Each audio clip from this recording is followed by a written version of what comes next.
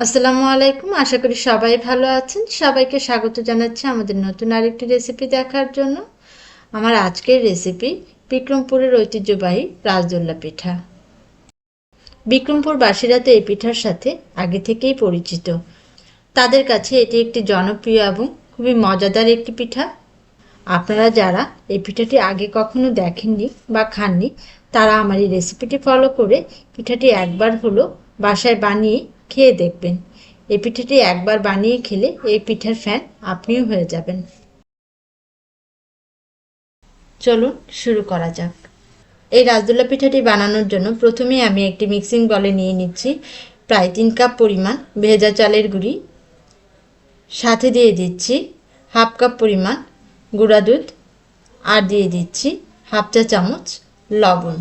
এই সবগুলো উপকরণ এখন আমি ভালোভাবে মিশিয়ে নিচ্ছি। আপনারা চাইলে গুঁড়া দুধ না দিয়েও এই পিঠাটি তৈরি করতে পারেন, তবে আমি পিঠার স্বাদটাকে রাজকীয় করার জন্য এখানে গুঁড়া দুধটা দিয়েছি। সবগুলো উপকরণ ভালোভাবে মেশানো হয়ে গেছে। এখন আমি দিয়ে দিচ্ছি কোরানো নারকেল। এখানে আমি প্রায় 1 কাপ পরিমাণ কোরানো নারকেল দিয়েছি। নারকেলটাকেও আমি চালের গুঁড়ার সাথে ভালোভাবে মিশিয়ে নিচ্ছি। মেশানো হয়ে গেলে দিয়ে দিচ্ছি প্রায় 1 কাপ পরিমাণ খেজুরের গুড়। খেজুরের গুড়ের পরিমাণটা আপনি আপনার স্বাদ অনুযায়ী বাড়িয়ে কমিয়ে নিতে পারেন, তবে আমার কাছে মনে হয় 3 কাপ চালের গুঁড়ার সাথে এই 1 কাপ খেজুরের গুড় দেওয়াতে মিষ্টির পরিমাণটা পারফেক্ট হবে। না খুব বেশি হবে, না খুব কম হবে। খেজুরের গুড়টাকেও আমি চালের গুঁড়ার সাথে ভালোভাবে মিশিয়ে নিচ্ছি। মেশানো হয়ে গেলে এতে আমি অল্প অল্প করে লিকুইড দুধ অ্যাড করব। লিকুইড দুধের পরিমাণটা নির্ভর করবে চালের গুঁড়ার উপর। চালের গুঁড়াটা যদি শুকনো হয় তাহলে দুধের পরিমাণটা একটু বেশি লাগবে, আর চালের গুঁড়াটা যদি ভেজা চালের গুঁড়ি হয় তাহলে দুধের পরিমাণটা কম লাগবে। আপনি চাইলে এক্ষেত্রে দুধের পরিবর্তে পানি ব্যবহার করতে পারেন, তবে দুধটা ব্যবহার করলে পিঠার স্বাদটা অনেক ভালো হয়। আমি এখানে 3 বারে টোটাল হাফ কাপ পরিমাণ লিকুইড দুধ অ্যাড করেছি। এখন আমি ভালোভাবে হাত দিয়ে মিশিয়ে নিচ্ছি। এভাবে 2 হাত দিয়ে ভালোভাবে মিশিয়ে নিচ্ছি যেন চালের গুঁড়ার কোনো রকম লাম্প না থাকে, অর্থাৎ দলা না থাকে। ভাপা পিঠা বানানোর জন্য চালের গুঁড়াটাকে আমরা যেভাবে প্রসেস করি এবং এর কনসিস্টেন্সিটা যেরকম হয়, এই রাজদোল্লা পিঠার চালের গুঁড়ার কনসিস্টেন্সিটাও ঠিক একই রকম হবে। তবে খেয়াল রাখবেন খেজুরের গুড়ের দানাগুলো যেন একটু বড় থাকে, এতে করে পিঠাটি খেতেও ভালো লাগে আর দেখতেও ভালো লাগে। এই পিঠার চালের গুঁড়ার কনসিস্টেন্সিটা খুব বেশি ড্রাইও হবে না, অর্থাৎ শুকনোও থাকবে না, আবার খুব বেশি ভেজাও হবে না, এরকম হবে যেমনটা ভিডিওতে দেখতে পাচ্ছেন। মিক্সচারটা অনেকটা এরকম হবে। চাইলে হাত দিয়ে চেপে চেপে গোল শেপ করে নেওয়া যাবে, আবার ভেঙে দিলে চুরমুর করে ভেঙে যাবে। সবগুলো উপকরণ ভালোভাবে মেশানো হয়ে গেছে। এখন আমি এটিকে রেখে দিচ্ছি 10 থেকে 15 মিনিটের জন্য। আর 10 থেকে 15 মিনিটের মধ্যে এই মিক্সচারটি পুরোপুরি তৈরি হয়ে যাবে রাজদোল্লা পিঠা বানানোর জন্য। 15 মিনিট হয়ে গেছে। এখন আমার রাজদোল্লা পিঠা বানানোর পালা। আমি বিভিন্ন শেপের রাজদোল্লা পিঠা বানাবো। প্রথমেই আমি বানাবো রাউন্ড শেপের রাজদোল্লা পিঠা, আর এর জন্য এরকম একটা বাটিতে চালের গুঁড়ার মিশ্রণটাকে নিয়ে ভালোভাবে চেপে চেপে ভরে নেব। এখানে ভালোভাবে চেপে নিতে হবে, তা না হলে পিঠাটা ভেঙে যেতে পারে। দেখুন পিঠাগুলো দেখতে কতটা সুন্দর আর কতটা রাজকীয় লাগছে। এই পিঠাগুলো দেখতেই শুধু সুন্দর না, খেতেও দারুণ। এভাবে আমি রাউন্ড শেপে আরও কয়েকটি পিঠা বানিয়ে নিচ্ছি। এরপর বানাবো স্টার শেপের। এর জন্য আমি স্টার শেপের কুকি কাটার নিয়ে নিয়েছি। ঠিক একই পদ্ধতিতে আমি চালের গুঁড়ার মিশ্রণটাকে চেপে চেপে এর মধ্যে দিয়ে দেব। দেখুন কি সুন্দর স্টার শেপের রাজদোল্লা পিঠা তৈরি হয়ে গেছে। ঠিক একইভাবে আমি আরও কয়েকটি স্টার শেপের রাজদোল্লা পিঠা তৈরি করে নিচ্ছি।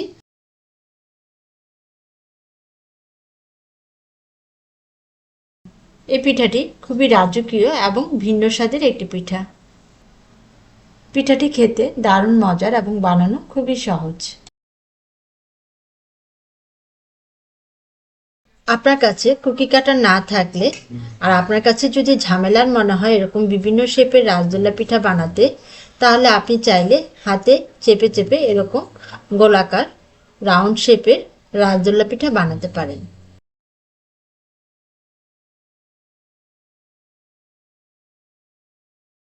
আমি এইভাবে হাতে চেপে চেপে আরও কয়েকটি গোলাকার রসগোল্লা পিঠা বানিয়ে নিচ্ছি। আমার সবগুলো পিঠা বানানো হয়ে গেছে, এখন ভাপে দেওয়ার পালা। সব পিঠার সেরা এই রাজকীয় রসগোল্লা পিঠা।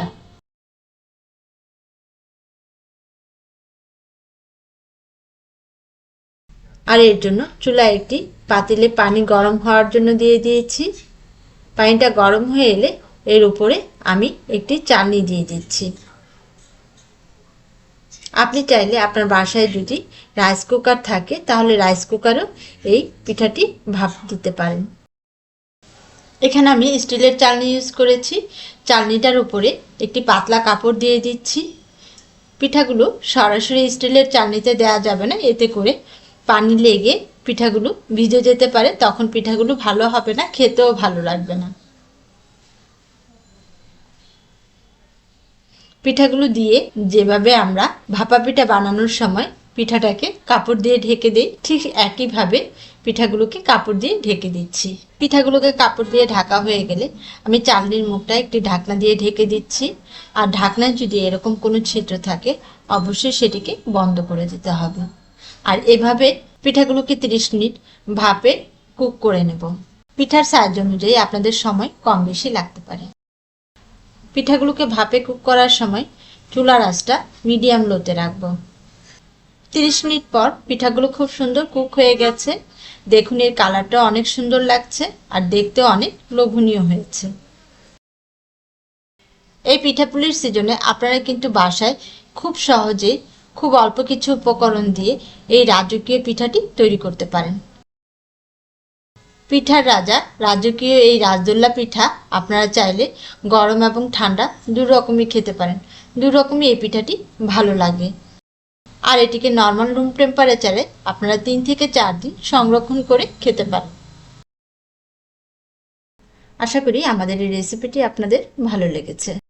আর রেসিপিটি যদি ভালো লেগে থাকে অবশ্যই লাইক এবং শেয়ার করতে ভুলবেন না।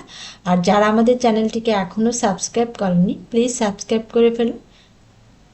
আর পাশে থাকা নোটিফিকেশন বেল আইকনটি প্রেস করে রাখুন যেন আমরা আমাদের সকল রেসিপি আপনাদের সাথে শেয়ার করতে পারি। সবাই ভালো থাকবেন, সুস্থ থাকবেন। আল্লাহ হাফেজ। আসসালামু আলাইকুম।